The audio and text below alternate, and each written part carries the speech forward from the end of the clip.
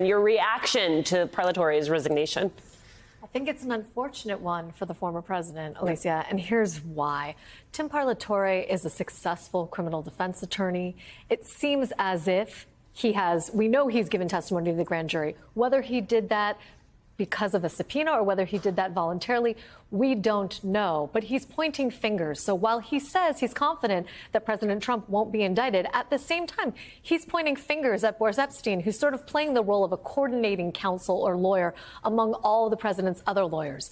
That, coupled with the fact that Evan Corcoran, who has also been on the president's legal team as of late, has had to recuse himself from one of the Mar-a-Lago investigations, that means that Trump has an increasingly dwindling pile of lawyers from which to draw for increasingly serious investigations at the federal level. You reference this, but of course you have Parlatore saying that he doesn't think that Trump is going to be indicted in either of the special counsel cases. I mean, this is a man who's still saying, I would work for Donald Trump again, right? So I'm not sure how much weight to put in that analysis. I don't put a ton of weight on that analysis for a variety of reasons. But let's start with the fact that Evan Corcoran had a ruling that he had to testify before a grand jury because of the crime fraud exception. That's when a federal court says you, lawyer, have been used as an instrument of a potential fraud by your client. That means that a federal judge has already seen evidence that you and I haven't seen and decided that Trump has done something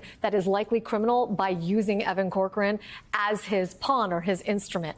That makes me think that there is some criminal conduct here and that Tim Parlatore is wishfully thinking. The other big news, I think, Trump CFO Allen Weisselberg potentially facing prison time for perjury. What do you think the Manhattan DA is trying to do here? I think the Manhattan DA is trying to get Weisselberg to cooperate, which is not something that he did to the Manhattan DA's full satisfaction after the Trump Organization indictment. We all know he pled guilty to certain tax fraud charges. Then he testified in the trial of the Trump Organization itself, and that organization was criminally convicted. Allen Weisselberg went to prison for 4.5 months.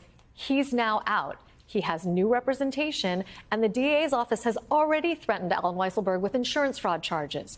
That doesn't seem to have gotten them where they want to go in terms of turning Allen Weisselberg into a cooperator. And so they've now upped the ante to remind him that they could charge him with perjury, too, in connection with a 2020 interview that he gave to the Attorney General's office.